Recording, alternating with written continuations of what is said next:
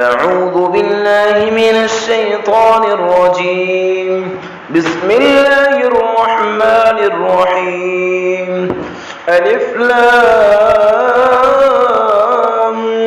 ميم صاد كتاب أنزل إليك فلا يكن في صدرك حرج منه لتنذر به وذكرى للمؤمنين الف لام میم صاد، یہ ایک کتاب ہے جو آپ کی طرف اتاری گئی ہے تاکہ آپ اس کے ذریعہ ڈرائیں اور یہ ایمان والوں کے لیے نصیحت کا ذریعہ بنے، لہٰذا اس کے پہنچانے سے آپ کے دل میں کوئی تنگی نہ ہو۔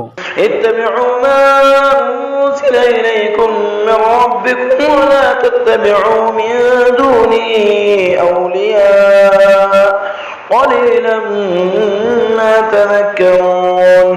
اے لوگو، تمہاری طرف تمہارے رب کی طرف سے جو کتاب اتاری گئی ہے اسی کی پیروی کرو، اس کو چھوڑ کر دوسرے دوستوں کی باتوں کی پیروی نہ کرو، تم لوگ کم ہی نصیحت حاصل کرتے ہو۔ وَكَمْ مِنْ قَرْيَةٍ أَهْلَكْنَاهَا فَجَاءَهَا بَأْسُنَا بَيَاتًا أَوْ هُمْ قَائِلُونَ۔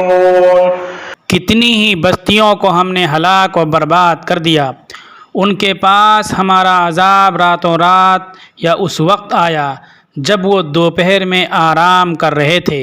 فما كان دعواهم إذ جاءهم بأسنا إلا قالوا إنا كنا ظالمين۔ جب ان پر ہمارا عذاب آ پہنچا تو وہ اس کے سوا کچھ نہیں کہہ سکے کہ ہم واقعی خطا کار تھے۔ فلنسألن الذين أرسل إليهم ولنسألن المرسلين۔ ہم ضرور ان لوگوں سے بھی پوچھیں گے جن کی طرف پیغمبر بھیجے گئے اور پیغمبروں سے بھی دریافت کریں گے۔ فلنقصن عليهم بعلم وما كنا غائبين۔ پھر چونکہ ہمیں سب معلوم ہے اس لیے ان کے سامنے خود ہی بیان کر دیں گے، اور ایسا نہیں ہے کہ ہم موجود نہیں تھے۔ سورہ اعراف اور سورہ انفال کی تلاوت میں سورہ انفال کا ترجمہ ہر مسلمان کو دیکھنا چاہیے۔ سورہ انفال سے پہلے سورہ اعراف ہے۔ عربی قاعدے کے اعتبار سے اعراف عرفن کی جمع ہے، جو چیز زمین سے بلند ہو اس کو عرب عرفن کہتے ہیں۔ جنت دوزخ کے درمیان ایک فصیل ایک دیوار ہے، اس کو قرآن میں اعراف کہا گیا۔ اس صورت میں اس کا بیان ہے تو اس کی بنیاد پر اس پوری صورت کا نام اعراف پڑ گیا۔ علامہ طبری رحمۃ اللہ علیہ حضرت حذیفہ رضی اللہ تعالیٰ عنہ سے نقل کرتے ہیں کہ جن لوگوں کے نیکیاں اور گناہ برابر ہو جائیں گے وہ اپنی نیکیوں کی وجہ سے دوزخ سے نجات پا جائیں گے، اور برائیوں کے لحاظ سے جنت کے مستحق نہیں ہوں گے، انہیں اسی جگہ رکھا جائے گا، اعراف میں رکھا جائے گا، اس دیوار پر جنت دوزخ کے درمیان جو اونچی جگہ دیوار فصیل ہوگی وہاں رکھا جائے گا۔ پھر بعد میں اللہ تعالیٰ ان کے لیے فیصلہ فرمائیں گے، اور بظاہر یہ فیصلہ جنت کا ہوگا، کیونکہ اللہ کی رحمت اس کے غضب پر غالب ہے۔ ان کو اصحاب اعراف کہتے ہیں، ان کا بیان ہے۔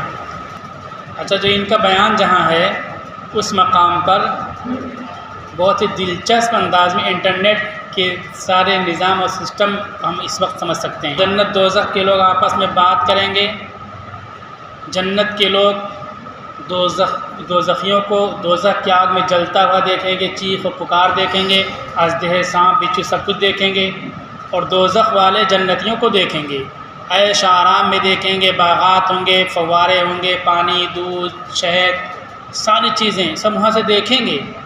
اسی میں کہا گیا وَبَيْنَهُمَا حجاب، اہل جنت اہل دوزخ کے درمیان حجاب ہوگا، ایک دیوار ہوگی، اور یہ دوزخ والے ان سے پانی مانگیں گے، پانی دے دو۔ دیوار بھی ہوگی، ایک دوسرے کو دیکھیں گے بھی، باتیں بھی کریں گے، لیکن جنت کی خوشبو اور جنت کی ٹھنڈک اور راحت جہنم والوں کو نہیں پہنچ سکتی، جہنم والوں کی تکلیف اور عذاب جنت والوں کو نہیں پہنچ سکتی۔ جن مواقع جن حالات میں یہ بات اللہ تعالیٰ بیان فرما رہے تھے، اس وقت اس زمانے میں اس بات ہم نہیں سمجھ سکتے تھے کہ دیوار کے پیچھے کوئی بیٹھا ہے، وہ ہم یہاں بیٹھے ہوئے ہیں، اس گھر کے اندر کی ساری چیزیں دیکھیں، بات بھی کرتے رہیں۔ لیکن آج کے دور میں انٹرنیٹ نے یہ سب چیزیں حقیقت کی شکل میں ہمارے سامنے پیش کر دی۔ اب سر کی آنکھوں سے ہم اس بات دیکھتے ہیں۔ امریکہ میں بیٹھا ہوا انسان یہاں بات کرتے ہیں، یہاں بیٹھا ہوا امریکہ میں بات کرتا ہے۔ ایک پروگرام میرا تھا آن لائن، تو میں اپنے اسکول میں بیان کر رہا تھا، تو ذمہ داروں نے کہا کہ تھوڑا سامنے ہو جائے تاکہ آپ کے جو فلیکس ہے آپ کے اسکول کا وہ سب آ جائے۔ میں نے کہا میں اپنا فلیکس نہیں دکھانا چاہتا ہوں، اس لیے میں الگ بیٹھ کر کے اپنی اسپیچ دے رہا ہوں۔ تو ہمارے آفس کی چیزیں دیکھ رہے تھے، وہ ہم لوگ دیکھتے ہیں دنیا کی چیزیں۔ اللہ تعالیٰ نے کہا جنت کے دوزخ والوں کو، دوزخ والے جنت والوں کو دیکھیں گے، وَبَيْنَهُمَا حِجَاب، ان کے درمیان ایک دیوار اور پردہ بھی ہوگا۔ آج ہم دیکھ رہے ہیں صحابہ نے تو یہ چیز نہیں دیکھی تھی، لیکن جس طرح قرآن نے کہا تھا ویسے کہ ویسے اس کو مان لیا۔ اس کو کہتے ہیں ایمان۔ سمجھنے کے بعد کسی چیز کو مانے، اس کو کہتے ہیں تصدیق، جیسا کہ پہلے کبھی کسی موقع پر میں بیان کر چکا ہوں۔ تو سورہ اعراف میں اس بات کا بھی بیان ہے، جس سے انٹرنیٹ کا پورا کنسیپٹ سامنے آتا ہے۔ اس میں 206 آیتیں ہیں۔ یہ صورت مکی ہے، کچھ آیتیں مدینہ میں نازل ہوئی ہیں۔ اس صورت میں سورہ انعام کی طرح توحید، نبوت، قرآن کی صداقت، سچائی، آخرت وغیرہ پر گفتگو فرمائی گئی ہے۔ دلیل کے طور پر اللہ کی قدرت کے مظاہر کو پیش کیا گیا۔ چاند، سورج، ستارے، ہوائیں، آکسیجن، یہ سب پہاڑ، سمندر، ان سب چیزوں کو اللہ تعالیٰ نے پیش کیا۔ اس صورت میں انبیاء اور ان کے اقوام کے واقعات خاص طور پر ذکر کیے گئے ہیں۔ چنانچہ حضرت نوح، حضرت ہود، حضرت صالح، حضرت لوط، حضرت شعیب، حضرت موسیٰ علیہ السلام کی دعوت اور ان کی قوموں کا ان کے ساتھ رویہ، فرعون کی سرکشی، بنی اسرائیل کی نافرمانی اور ان پر اللہ کی طرف سے نازل ہونے والے عذاب کے مضامین اس صورت میں وضاحت کے ساتھ آئے ہیں۔ یہاں ہم چند آیتوں کا ترجمہ اور مختصر تشریح پیش کریں گے۔ الف لام میم یہ حروف مقطعات ہے۔ اس کا معنی اللہ تعالیٰ اور اللہ کے نبی صلی اللہ علیہ وسلم کے علاوہ کسی کو نہیں معلوم ہے، لیکن پڑھنے میں ثواب ہے۔ یہ ایک آیت پوری ہو گئی۔ کتاب انزل الیک فلا یکن فی صدرک حرج منہ لتنذر بہ وذکری للمؤمنین۔ یہ ایک کتاب ہے جو آپ کی طرف اتاری گئی ہے تاکہ آپ اس کے ذریعہ ڈرائیں اور ایمان والوں کے لیے نصیحت کا ذریعہ بنیں، لہٰذا اس کے پہنچانے سے آپ کے دل میں کوئی تنگی نہ ہو۔ یہ کتاب اہل ایمان والوں کے لیے بھی ہے اور جو ایمان نہیں لائے ان لوگوں کے لیے بھی ہے۔ اللہ تعالیٰ کہتے ہیں لِتُنذِرَ بِهِ، تاکہ اس کے ذریعے ڈرائیں۔ ڈرانے کا لفظ اردو میں جب بولیں گے تو ایسا معنی ہوگا جس طرح سے کہ شیر آ جائے، بھیڑیا آ جائے، سانپ آ جائے، آگ میں کوئی گر رہا ہو، پہاڑ کے نیچے کوئی لڑک رہا ہو، تو ڈر کا جو تصور پیدا ہوتا ہے وہ آئے گا۔ لیکن یہ لفظ لِتُنذِرَ یہ ہے نظر، اس میں جو ڈرانا ہوتا ہے، اس لفظ کا جو معنی ڈرانے کا ہوتا ہے وہ ایسا ہوتا ہے جیسے ماں اپنے بچوں کو ڈراتی ہے، شفقت بہتی ہے اس ڈرانے میں اور محبت بہتی ہے۔ اس محبت اور شفقت کے ساتھ جو ڈرایا جاتا ہے اس کو کہتے ہیں انذار، ڈرانا۔ آپ صلی اللہ علیہ وسلم نذیر تھے، ڈرانے والے تھے۔ کیسے ڈرانے والے؟ جس طرح ماں اپنے بیٹے کو ڈراتی ہے، باپ بیٹے کو ڈراتا ہے، استاد اپنے معصوم شاگردوں کو ڈراتا ہے تاکہ اس کا نقصان نہ، جو بچے ہی کا فائدہ سوچ کر کے ڈراتے ہیں، وہ یہ ڈرانا معنی ہوتا ہے۔ اللہ تعالیٰ کہتے ہیں فلا یکن فی صدرک حرج، اس کے پہنچانے سے آپ کے دل میں کوئی تنگی نہ ہو، حرج دل میں تنگی نہ ہو، آپ کی تو ذمہ داری تھی۔ پھر یہ بات کیوں اللہ تعالیٰ فرما رہے ہیں؟ اس کی وجہ یہ ہے کہ مشرکین مذاق اڑاتے تھے، استہزاء کرتے تھے، دعوت کی بات، دین کی بات کہتے تھے تو مذاق اڑاتے تھے، اس سے آپ کو تکلیف پہنچتی تھی۔ تو اس سلسلے میں اللہ تعالیٰ نے کہا کہ آپ کا بعثت کا مقصد ایمان سے محروم لوگوں کو آخرت کی پکڑ سے ڈرانا ہے اور مسلمانوں کو نصیحت کرنا ہے۔ یہ دونوں مقصد دعوت دینے سے حاصل ہو جائے گا۔ رہ گیا ان کا انکار اور یہ ہنسی ٹھٹھے اور مذاق، تو یہ خود ان کے گناہ میں اضافہ کرے گا۔ یہ اللہ تعالیٰ نے آپ کو بتلایا کہ وہ جو نہیں مانتے ہیں، آپ بار بار سمجھاتے ہیں تو اس کی بنیاد پر آپ دل میں تنگی محسوس نہ کریں اور تکلیف محسوس نہ کریں. آپ کا کام ہے پہنچانا بس. آپ اپنی بات بولتے رہیے، اپنی بات کہتے رہیے، مانیں یا نہ مانیں. نہیں مانیں گے تو ان کا نقصان ہوگا، مان لیں گے تو ان کا فائدہ ہوگا. نہیں مانیں گے تو آپ کا کچھ نقصان نہیں ہے، آپ کا فرض آپ کی طرف سے پورا ہو گیا. اس لیے آپ نہ ماننے کے باوجود ان کی اس طرح سے ہٹ دھرمی پر رنجیدہ نہ ہوں. اس میں مسلمانوں کے لیے بھی سبق ہے کہ مخالف ماحول میں دعوت و اصلاح کی کوششوں کا مذاق اڑایا جائے تو اس سے گھبرانا نہ چاہیے، کیونکہ اپنا کام فریض دعوت کو ادا کرنا ہے. جو لوگ تمسخر کا راستہ اختیار کریں گے وہ خود ہی اللہ کے نزدیک جواب دہ ہوں گے. یہ مسلمانوں کی بھی ذمہ داری ہے. آگے دوسری آیت آ رہی، وہاں ہم اس ذمہ داری پر بات کریں گے کہ دین کی بات لوگوں تک پہنچاتے رہیں مسلمان. ہم لوگوں نے بالکل ایک طرف سے دین کی بات پہنچانا چھوڑ دیا ہے، اور جو پہنچاتے بھی تو آپس ہی میں مسلمانوں کے بیچ ہی میں پہنچاتے ہیں.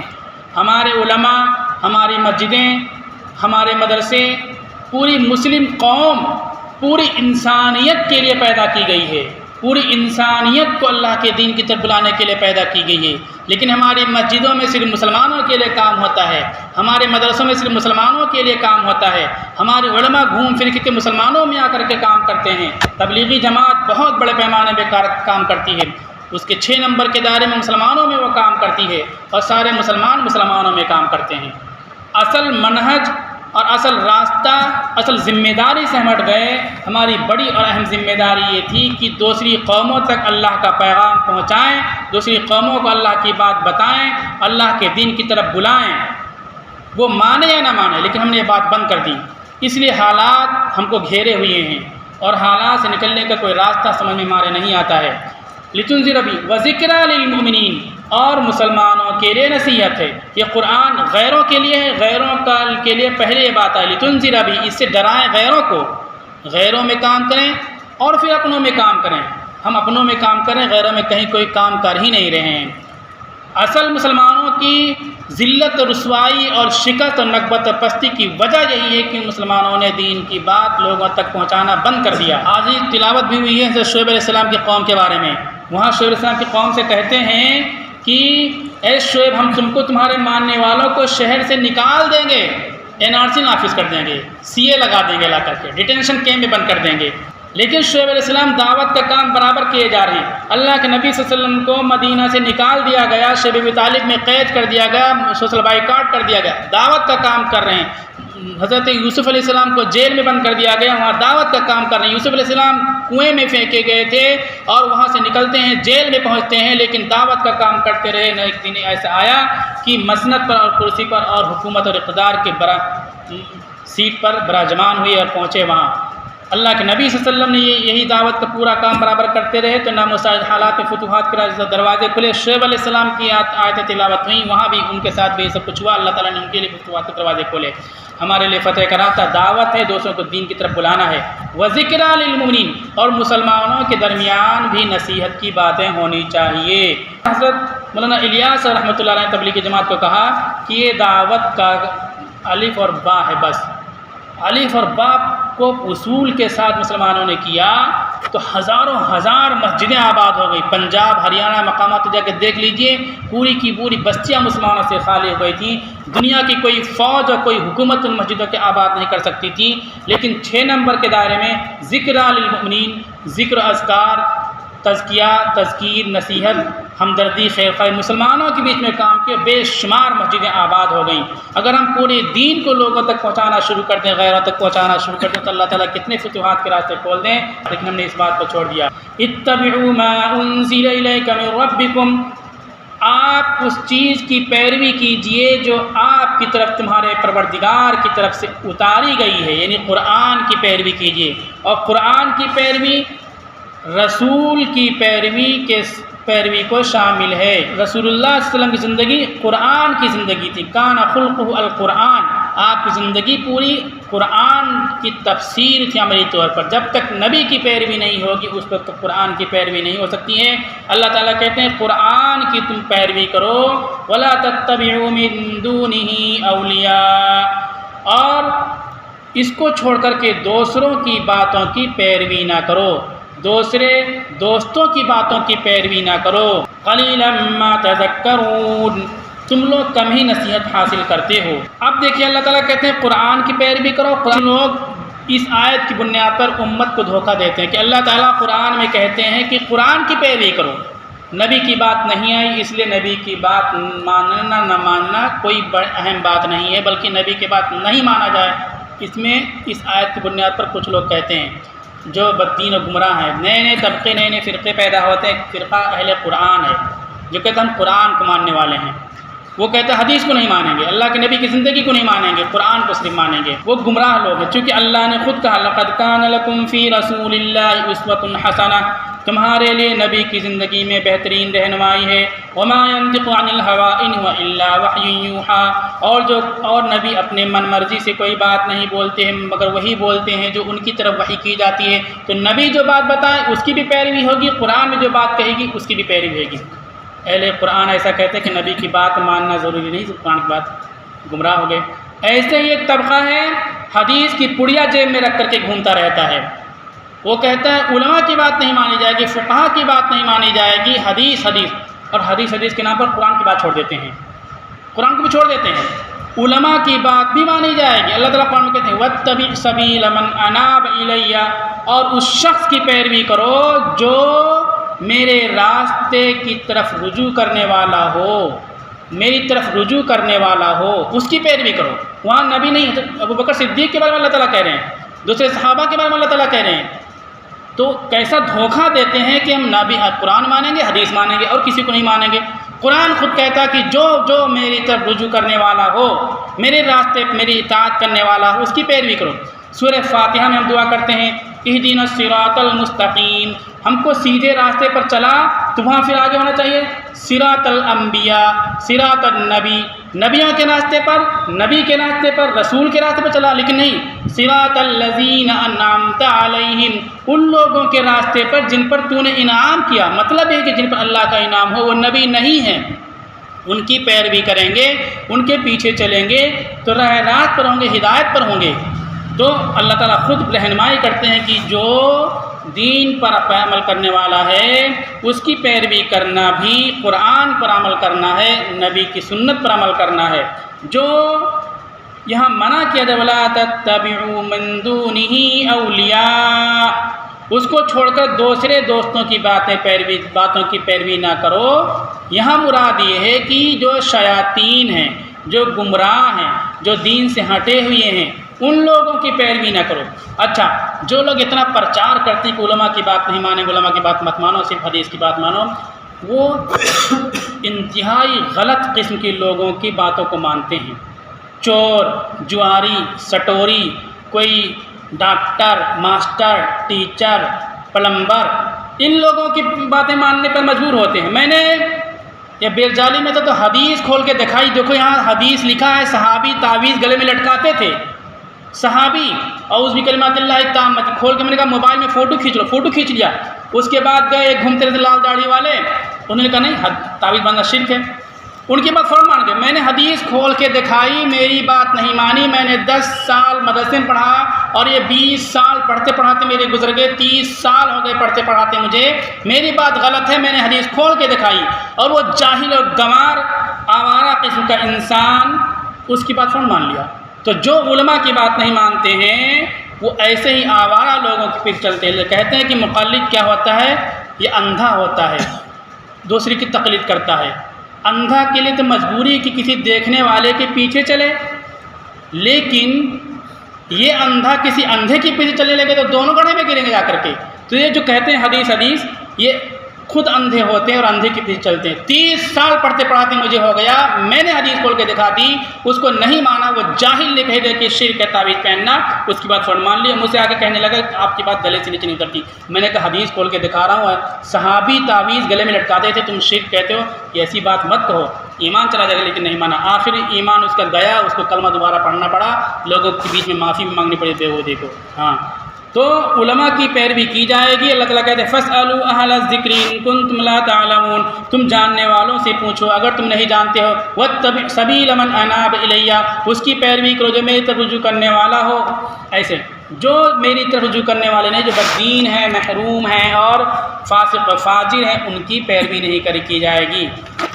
پھر آگے وَكَم مِّن قَرْيَةٍ أَهْلَكْنَاهَا فَجَاءَهَا بَأْسُنَا بَيَاتًا وَهُمْ قَائِلُونَ، اور کتنی ہی بستیوں کو ہم نے ہلاک برباد کر دیا، ان کے پاس ہمارا عذاب راتوں رات یا اس وقت آیا جب وہ دوپہر میں آرام کر رہے تھے۔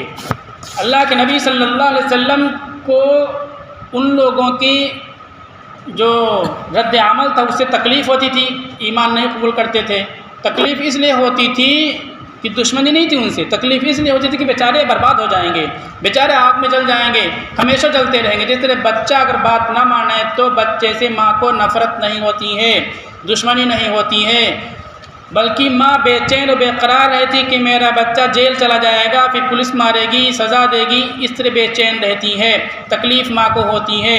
اسی طرح نبی کو اپنی امت جو اطاعت نہیں کرتی ہے، نافرمانی کرتی ہے، اس سے تکلیف ہوتی ہے۔ آپ کو تکلیف ہوتی تھی، اللہ تعالیٰ نے کہا کہ دیکھو آپ اپنا فرض، اپنی دعوت ادا کرتے رہیں، اپنی ذمہ داری پوری کرتے رہیں۔ یہ چند لوگ ہیں، اس سے پہلے بھی ایسا ہوا کہ بہت سی بستیوں کو ہم نے ہلاک کر دیا ہے۔ یہ آپ کی بات نہیں مانیں گے تو اپنے لیے سزاؤں میں اضافہ کر رہے ہیں، اپنی ہلاکت تباہی کا انتظام کر رہے ہیں۔ اور ان پر عذاب آیا، رات میں عذاب آیا، دن میں عذاب آیا۔ او ہم قائلون، جب وہ دوپہر میں آرام کر رہے تھے۔ رات میں سونے کا ٹائم ہے، دن میں بھی سونے کا ایک وقت ہے، دوپہر میں اس کو قیلولہ کہتے ہیں، اور اس وقت سونے والے کو قائل کہتے ہیں، دوپہر میں سونا۔ یہ ایک فطری اور نیچرل چیز ہے کہ رات میں جلدی سو جائے انسان، جلدی اٹھ جائے، اور پھر دن میں دوپہر میں بھی سوئے۔ یہ دو وقت سونے کے ہیں، یہ فطری اور نیچرل چیز ہے۔ اور دوسری جگہ سونے اور کسی کے گھر میں جانے کو جو ہدایت ہے وہاں یہ ہے کہ دوپہر میں جب جاؤ تو ضرور سلام کرو، رات میں عشاء بعد جاؤ تو سلام ضرور کرو گھروں میں، چونکہ وہ سونے کا وقت ہوتا ہے، کپڑا اتار کر کے لوگ سوتے ہیں سونے کا ٹائم۔ ابھی ماحول یہ کہ اس نیچرل چیز سے لوگ ٹکرا رہے ہیں۔ رات میں 1-2 بجے سوئیں گے، پھر دن میں صبح 10 بجے تک سوتے رہیں گے، اور پھر دوپہر میں جو سونے کا وقت ہے اس وقت نہیں سوئیں گے۔ فطرت سے ٹکرانا ہو رہا ہے، اس سے دنیا پہ بیماریاں ہم کو گھیر رہی ہیں۔ خاص طور ہماری قوم اور مسلم قوم کی حالت بہت ہی زیادہ خراب ہے۔ رات میں دیر تک ہوٹلوں پہ بیٹھے رہیں گے، گپ شپ ہانکتے رہیں گے، پھر صبح سوئیں گے جو صبح جاگنے کا وقت ہے۔ اللہ کے نبی نے دعا فرمائی، اللہ بارک فی بکوری امتی، یا اللہ میری امت کی صبح میں برکت عطا فرما۔ اور بھی دعائیں ہیں، رحمت کے فرشتے آتے ہیں۔ اس وقت ہم سوتے رہتے ہیں، دوسری قومیں جاگتی ہیں، نماز پڑھنے فجر میں آتے ہیں تو دوسری گھروں میں غیر مسلم ان کی عورتیں باہر جھاڑو لگاتی رہتی ہیں، کچھ نہ کچھ کام کرتی رہتی ہیں، اور اپنے لوگ تو ایک بھی ان کو نہیں ملتے جاگتے ہوئے۔ اس سے نمازی لوگ کچھ آتے دکھائی پڑتے ہیں۔ اس سال میں 3-4 مہینے سے باہر کا سفر میرا نہیں ہوا تو MP کا، ورنہ میں ہمیشہ ہفتے میں ایک دن 3-4 بجے گاڑی سے نکلتا تھا کسی پروگرام کے لیے اتوار کو، تو جگہ جگہ جہاں غیر مسلموں کی بستیاں ہوتی ہیں وہاں روڈ پہ ان کے نوجوان لڑکے ایکسرسائز کرتے دوڑتے ہوئے ملتے ہیں 4 بجے رات میں، 5 بجے رات میں فجر سے پہلے۔ اب مسلم بستیوں میں کہیں ایک نوجوان بھی کوئی نہیں ملتا۔ حتیٰ کہ جب یہ ابھی نکلی تھی ویکینسی فوج میں، اس میں ان کی لڑکیاں بھی ایکسرسائز کرتی ہوئی ملی۔ وہ سونے کا وقت نہیں، جاگنے کے وقت سحر کے وقت ہوتا ہے، سونے کے وقت عشاء کے بعد فوراً سو جائیں، سحر میں جگ جائیں، پھر دوپہر میں سونے کا وقت ہوتا ہے، ایک فطری چیز ہے۔ اس وقت جب سو رہے تھے تو ان لوگوں پر عذاب آئے، اللہ تعالیٰ بتلاتے ہیں۔ تو آپ ان سے مایوس نہ ہوں، ان سے دل کبیدہ خاطر نہ ہوں، آپ دعوت کا کام کرتے رہیں، نہیں مانیں گے تو ان پر اللہ کا عذاب آئے گا۔ ابھی حالات ہمارے ساتھ ہیں کہ تراویح گھر میں پڑھنے سے روکا جا رہا ہے ہم کو، ہم اللہ کی طرف سے عذاب کا انتظار کر رہے ہیں، اور جو اہم فریضہ وہ فریضہ ادا ہی نہیں کر رہے ہیں۔ جب تک ہم ان تک دعوت نہیں پہنچائیں گے، اللہ کا پیغام نہیں پہنچائیں گے، پیغام سننے کے بعد جو سرکشی کریں، ظلم و زیادتی کریں گے تو ان پر اللہ کا عذاب، اللہ کی پکڑ آئے گی۔ اگر اللہ کا پیغام ہم نے نہیں پہنچایا تو ان پر اللہ کا عذاب، اللہ کی پکڑ نہیں آئے گی، ہم ستائے جاتے رہیں گے اور پستے رہیں گے۔ اللہ تعالیٰ کہتے ہیں ہم تمہاری جگہ پر دوسری قوم کو لے آئیں گے، پھر اللہ تعالیٰ انہیں کو ہدایت دیں گے، وہ ایمان والے ہو جائیں گے، اور پھر وہ اسلام اور دین کے لیے کام کریں گے اگر ہم دین کی بات نہیں پہنچائیں گے ان تک۔ حالات جو ہیں اس کی وجہ یہی ہے۔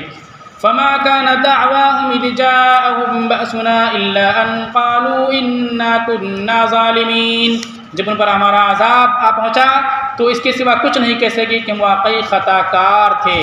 اب یہ کہنے لگے، اب خطا کار کے علاوہ کچھ نہیں کہہ سکتے، ان کی دعا توبہ نہیں قبول ہوگی۔ فَلَنَسْأَلَنَّ الَّذِينَ أُرْسِلَ إِلَيْهِمْ وَلَنَسْأَلَنَّ الْمُرْسَلِينَ، ہم ضرور ان لوگوں سے بھی پوچھیں گے جن کی طرف پیغمبر بھیجے گئے، اور پیغمبروں سے بھی دریافت کریں گے۔ فَلَنَقُصَّنَّ عَلَيْهِمْ بِعِلْمٍ وَمَا كُنَّا غَائِبِينَ، پھر چونکہ ہمیں سب معلوم ہے اس لیے ان کے سامنے خود ہی بیان کر دیں گے، اور ایسا نہیں ہے کہ ہم موجود نہیں تھے۔ اللہ تعالیٰ کہتے ہیں کہ یہ جو عذاب آئے گا ان لوگوں کے اوپر اور آخرت میں اللہ کی پکڑ آئے گی، ایسے نہیں آئے گی۔ ہم آخرت میں دربار لگائیں گے اور پوچھیں گے کہ تم اس طرح سے مشرک، بت پرست، کافر بن کر کے کیوں اٹھے؟ کیا تمہارے پاس نبی نہیں آئے تھے؟ اللہ کا پیغام بتانے والے نہیں آئے تھے؟ ہم ان سے پوچھیں گے، اور اسی طرح سے نبی سے پوچھیں گے کہ ہم نے تم کو نبی بنا کر کے لوگوں کے لیے بھیجا تھا، تو کیا ان لوگوں کو تم نے شرک سے نہیں روکا تھا، کفر سے نہیں روکا تھا؟ پوچھیں گے نبی سے۔ اللہ تعالیٰ کو معلوم ہے، اللہ تعالیٰ کہتے ہیں وَمَا كُنَّا غَائِبِينَ، ہم غائب نہیں تھے، ہم تھے، ہم نے بھیجا تھا، ہم دیکھ رہے تھے کہ نبی ان کو بتا رہے ہیں اور وہ سن رہے ہیں، پھر بھی ہم پوچھیں گے تاکہ اپنی زبان سے اپنے جرم کا وہ اقرار کر لیں، اور نبی اپنے فرض کا اقرار کرے کہ ہم نے یہ فرض ادا کیا تھا۔ یہ تو نبی سے سوال ہو جائے گا، اب تو نبی صلی اللہ علیہ وسلم ہے نہیں، اب کون کرے گا؟ اب ان کافروں سے پوچھا جائے، ان مشرکوں سے اللہ تعالیٰ پوچھیں گے کہ بتاؤ تم تک اللہ کا دین کسی نے پہنچایا تھا کہ نہیں پہنچایا تھا؟ تو یہ کہہ دیں گے کسی نے پہنچایا تھا، کہہ دیں گے کسی نے نہیں پہنچایا تھا۔ کس نے پہنچایا ان تک دین اللہ کا؟ پھر ہم لوگوں سے پوچھا جائے گا کہ تم محمد الرسول اللہ کے امتی تھے، تم نے ان لوگوں تک اللہ کا دین پہنچایا تھا کہ نہیں پہنچایا تھا؟ تو ہم کیا جواب دیں گے؟ سوچئے۔ اسی آیت کے ذیل میں مفسرین کہتے ہیں کہ حجۃ الوداع کے موقع پر 1,24,000 صحابہ کرام سے پوچھا کہ کیا ہم نے اللہ کا دین، اللہ کا پیغام تم تک پہنچا دیا؟ سب نے کہا پہنچا دیا۔ پھر اللہ کے نبی کہ تم گواہ رہنا کہ ہم نے پہنچا دیا ہے۔ پھر آسمان کی طرف ہاتھ اٹھا کر کے اشارہ کرتے ہیں، اللہ گواہ رہنا، یہ ان سب بتا رہے ہیں ہم نے ان سب تک تیرا دین پہنچا دیا ہے۔ پھر آپ نے فرمایا فَلْيُبَلِّغُ الشَّاهِدُ الْغَائِبُ، جو یہاں موجود ہے وہ غیر موجود تک دین کی بات پہنچا دے، میری بات پہنچا دے، اللہ کا کلام پہنچا دے، اللہ کا دین پہنچا دے۔ غائب کے پاس، غائب مطلب اس وقت جو دنیا میں زندہ ہے، دوسرے ملکوں میں رہتے، دوسرے علاقوں میں، خطوں میں رہتے ہیں، یہاں جو موجود لوگ ہیں یہ لوگ وہاں جا کر کے دین کی بات پہنچا دیں گے۔ ایک تفسیر یہ ہے۔ دوسری تفسیر یہ کہ جو اس دور میں زندہ ہیں، موجود ہیں، یہ لوگ آئندہ نسلوں کو اور آئندہ آنے والے قوموں تک اس دین کو پہنچائیں، اور آئندہ جو مسلمان ہوں گے وہ مسلمان دین کی باتوں کو دوسروں تک پہنچائیں۔ یہ اللہ کے نبی صلی اللہ علیہ وسلم نے حجۃ الوداع کے موقع پر وعدہ لیا تھا۔ ہم اور آپ دیکھیں اور سوچیں کتنا وعدہ پورا کرتے ہیں۔ ابھی مسئلہ یہ تھا کہ اپنے علماء کو ہندی نہیں آتی تھی، گجراتی نہیں آتی تھی، انگریزی نہیں آتی تھی، لکھنے پڑھنے دشواری ہوتی تھی، لیکن اب معاملہ ہے کہ آڈیو ویڈیو سسٹم چلتے ہیں۔ ہم اپنی زبان سے باتیں نہیں پہنچا سکتے تو دوسرے علماء جو بیانات کرتے ہیں اسلام کے بارے میں، اسلام کی تعلیمات کے بارے میں، ان کو تو ہم پہنچا سکتے ہیں۔ میں دیکھتا ہوں اس سال پہلی بار ایسا میں دیکھ رہا ہوں، بڑے بڑے اچھے اچھے علماء کی بیانات تفسیر قرآن کی آ رہی ہیں یوٹیوب کے اندر، سوشل میڈیا کے اندر۔ پہلے جو آتے تھے دوسرے لوگوں کے آتے تھے، اپنے علماء کے نہیں آتے تھے۔ ہم انہی باتوں کو آگے سینڈ کرتے ہیں۔ مثلا بڑے علماء مولانا یاسر ندیم ہیں، ان کا بیان آتا ہے، مفتی جنید صاحب ان کا بیان آتا ہے، ایسے بہت سے علماء کے بیانات اب آ رہے ہیں یوٹیوب کے اندر۔ مولانا شاہد معین، ان کی انگریزی بہت اچھے انگریزی میں بیان ان کا ہوتا ہے، اور اردو میں بیان ہوتا ہے۔ ان کی انگریزی میں بیان ہم آگے سینڈ کرتے رہیں، دیکھیں کچھ سنیں، آگے پہنچائیں، اردو کے بیان لوگوں تک پہنچائیں۔ پہلے کیا تھا، ہندی لکھنے نہیں آتا تھا تو لوگ سن نہیں پاتے تھے، اردو تو لوگ سمجھتے ہیں، پڑھ نہیں سکتے، تو پڑھنے کی ضرورت نہیں باقی بچی۔ تو یہ بھی اس طرح ہم ایک طرح سے دین کی تبلیغ کا فرض ادا کر سکتے ہیں۔ علماء کے بیانات کو ہم خوب زیادہ سوشل میڈیا پر وائرل کرتے رہیں، لوگوں تک پہنچاتے رہیں۔ اگر نہیں پہنچائیں گے تو اللہ تعالیٰ کے ہم سوال کریں گے، پوچھیں گے تم محمد الرسول اللہ کے امتی تھے، تم کلمہ پڑھنے والے تھے، تم نے کیوں نہیں پہنچایا؟ نہیں پہنچایا، اس پر ہم پر اللہ کی طرف سے مواخذہ اور پکڑ ہوگا۔ اللہ تعالیٰ ہم سب کو عمل کی توفیق عطا فرمائے۔